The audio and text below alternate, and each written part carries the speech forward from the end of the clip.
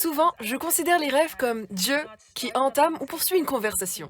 Et quand on parle de, vous savez, d'entendre la voix de Dieu, il y a toujours cette incertitude parce que beaucoup de gens croient que peut-être ils ne rêvent pas tant que ça ou qu'ils font beaucoup de rêves anodins. Et vous vous posez cette question, comment savez-vous ce qui vient de Dieu? Comment savez-vous ce qu'est un rêve anodin? Comment savez-vous ce qu'est l'ennemi?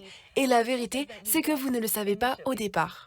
Et c'est en présence de Dieu que vous commencez à déchiffrer. Vous savez, une de mes écritures préférées se trouve dans les Proverbes. Et elle dit, la gloire de Dieu, c'est d'agir de façon cachée. La gloire des rois, c'est de découvrir ce que Dieu a caché. Il y a donc quelque chose dans notre ADN spirituel qui nous oblige à rassembler des informations que Dieu ne nous donne pas toujours.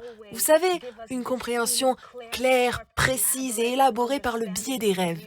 Parce que quand nous regardons Jésus, vous savez, Jésus parlait parfois en parabole, et puis il prenait son cercle intérieur et à cause de leur savre de savoir unique, leur expliquait ce que la parabole signifiait. Mais il y avait des gens qui entendaient la parabole et ne suivaient pas Jésus parce qu'ils ne voulaient pas cette intimité avec lui. Il semblait que cela ne donnait rien. Et c'est là que beaucoup de gens se retrouvent dans ce lieu de questionnement. Que signifie même ce rêve? Mais j'ai appris que lorsque vous amenez chaque chose en présence de Dieu, parfois le plus aléatoire, tout comme ce même mauvais rêve insignifiant, a un message codé dedans. Et ce qui se passe avec ça aussi, vous savez, quand on honore cet espace, quand on honore ce lieu de session, c'est quand Dieu voit ça, vous savez, je vous vois être très fidèle. Chaque nuit, vous mettez un journal près de votre lit et le matin, vous vous réveillez et la première chose que vous faites, c'est de noter de quoi ai-je rêvé. C'est une des choses contre lesquelles nous devons lutter parce que ce qui est drôle, c'est que beaucoup d'entre nous rêvent, mais nous oublions le rêve. Et nous oublions le rêve parce que ce rêve a été planté dans un lieu spirituel. Mais quand nous nous réveillons, la première chose que nous faisons le matin, c'est aller sur les réseaux sociaux, nous allons à la cuisine, on fait du café. Alors maintenant, la chair est tellement activée que votre esprit est endormi. Et c'est pourquoi bien souvent, lorsque les gens prient ou adorent, ils se disent « Oh mon Dieu, j'ai fait un rêve !» Vous voyez? Mais quand on se réveille, il s'agit d'honorer cet espace. Regardez Vous savez, ce qu'on a dit à propos du sommeil, c'est un espace cédé. Regardez ce moment comme Dieu, c'est une terre sainte. Vous savez, quand je vais me coucher, je veux juste, même dans ce moment de sommeil, je veux penser à Dieu, je veux qu'il me parle. Et quand vous vous réveillez, ne touchez pas à votre téléphone.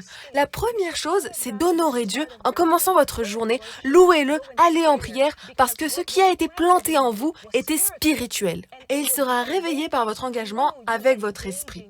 Et il y a donc des moments où Dieu dira « Tu sais quoi? Ce que je dois te dire est tellement important que je vais t'ennuyer avec ça. » Mais la vérité est que lorsque nous regardons comment Dieu nous parle, lorsque nous regardons comment Jésus s'est engagé avec les gens, il y a eu des moments où Jésus disait les choses telles qu'elles sont et il y a eu des moments où Jésus parlait en parabole. Et donc, c'est à nous de revenir à cette écriture. La gloire des rois, c'est de découvrir ce que Dieu a caché. Dieu, qu'est-ce que cela signifie? Qu'est-ce que c'est? Et dans cette cohérence, dans cette soumission, alors que dans notre espace enfantin, nous n'arrivions pas à comprendre ce que cela voulait dire, tout d'un coup, dans ce nouvel espace, Dieu sait que c'est un terrain fertile, un lieu où il peut nous parler. C'est un moyen qu'il peut utiliser pour nous. Et donc, pour beaucoup de gens qui se sentent comme « Dieu, parle-moi, parle-moi », vous pouvez commencer à voir vos rêves quand vous allez dans votre lit comme en terre sainte. Vous vous endormez en adoration avec une attente. Prenez votre journal, ouvrez-le et dites « Dieu, tu m'aimes, tu veux me parler, je vais me coucher maintenant et je crois que tu vas m'ouvrir tes mots. » Et quel que soit ce rêve, quel que soit son caractère aléatoire, parfois un rêve qui semble aléatoire et fou est juste une invitation de Dieu à dire « Je veux entamer une conversation avec toi, veux-tu continuer ?» Shalom, j'espère que vous avez aimé cette vidéo.